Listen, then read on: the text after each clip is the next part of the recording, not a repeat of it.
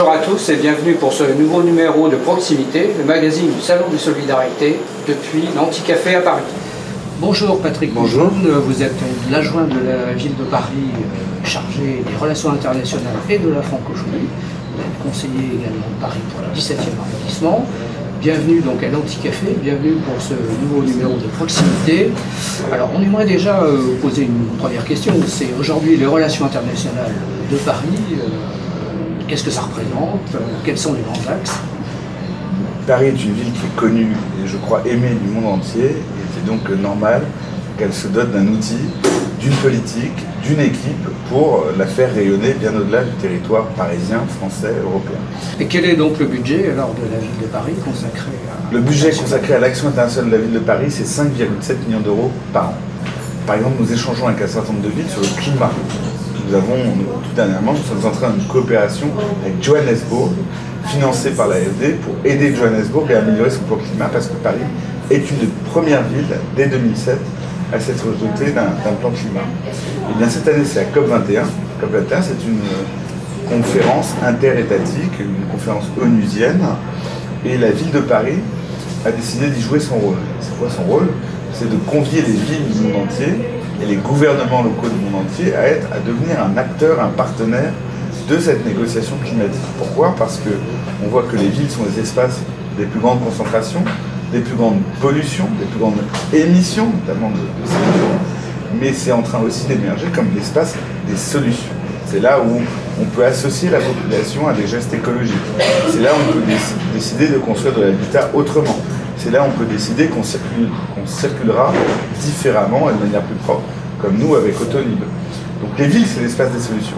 La place des villes aujourd'hui, alors la place des villes, on va la retrouver maintenant sur ce fameux dossier du 1% déchets. Alors la loi de coopération et de développement française, qui a été adoptée l'an dernier... Il y a exactement un an jour pour jour. Voilà, exactement, ouvre des portes donc aussi au 1% déchets, qui est un peu un copier-coller du 1% de la loi Oudin sur l'eau. Rappelons qu'il s'agit en fait pour une collectivité de consacrer 1% de son budget annuel d'une cause de développement, en l'occurrence les déchets, à du développement de la coopération décentralisée. Est-ce que vous pouvez nous en dire un peu plus donc, sur ce dispositif mis en place par la ville de Paris? Écoutez, à l'origine déjà, la ville de Paris a été très pionnière dans la mobilisation du dispositif Oudin-Santini, dont nous fêtons les 10 ans et que vous venez de rappeler. Sachez que pour nous, Paris, c'est assez indolore pour le contribuable, mais nous mobilisons par ce biais-là à peu près 1 million d'euros par an. Donc depuis 2005, c'est 7 millions d'euros, c'est des années un peu plus hautes que d'autres, et c'est 1 200 000 usagers à travers le monde qui ont bénéficié d'actions dans le domaine de l'eau et de l'assainissement, le raccordement à l'eau, des aides d'urgence après des ravages, des dispositifs d'assainissement, d'accès à l'eau potable, voilà. Ça, c'est Oudin-Santini. Effectivement, il y a eu ce copier-coller, et donc la loi du 7 juillet 2014 a permis de sanctuariser des financements, toujours indolore pour l'usager, le contribuable, français ou parisien, et de sanctuariser pour des actions à l'international dans ces domaines-là.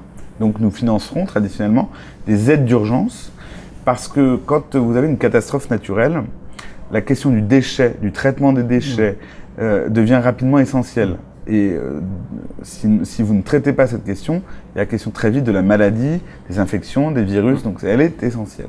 Donc l'aide d'urgence, des coopérations décentralisées, parce qu'on vient nous voir du monde entier pour savoir comment nous gérons, comment nous traitons, comment nous collectons. Paris a une expertise. Paris a une expertise. Même si les Parisiens parfois rouspètent sur la propriété de leur ville, au niveau des services et du traitement, nous sommes très bien notés dans le monde des collectivités.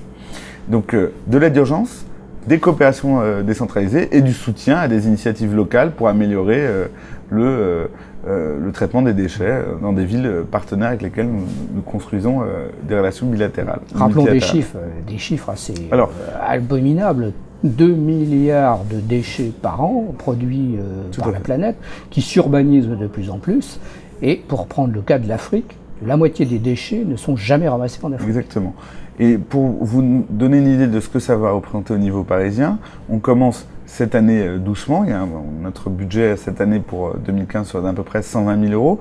Mais par exemple, nous avons été pionniers, et puisque vous parlez de l'Afrique, nous venons de remporter un appel à projet au niveau du ministère des Affaires étrangères pour faire une coopération sur cette ligne-là, sur le 1% déchets avec Brazzaville.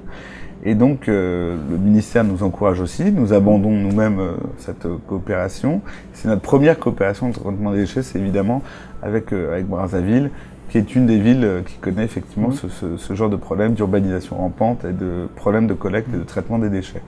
Mais au-delà, nous aimerions arriver au même niveau de montant, c'est-à-dire à peu près 1 million d'euros par an, que pour le dispositif de l'eau et de l'assainissement, avec, je l'espère, les mêmes résultats parce que on a vraiment vu des paysages et des zones changer sous l'influence à la fois de notre expertise décentralisée, nos agents, nos ingénieurs, et à la fois sous le fait des financements qu'on a pu parfois mettre, parfois avec d'autres partenaires, avec l'Union européenne, avec l'AFD, et on arrive à des budgets assez conséquents. Donc c'est un dispositif très innovant. Alors, vous avez évoqué les partenaires. Parmi ces partenaires, aussi les ONG, bien sûr. Qui sont à la fois les ONG du Nord, les ONG du Sud, qu'on retrouvera d'ailleurs au Salon des Solidarités à partir de juin prochain, dont la ville de Paris est un fidèle partenaire. Un fidèle et heureux partenaire.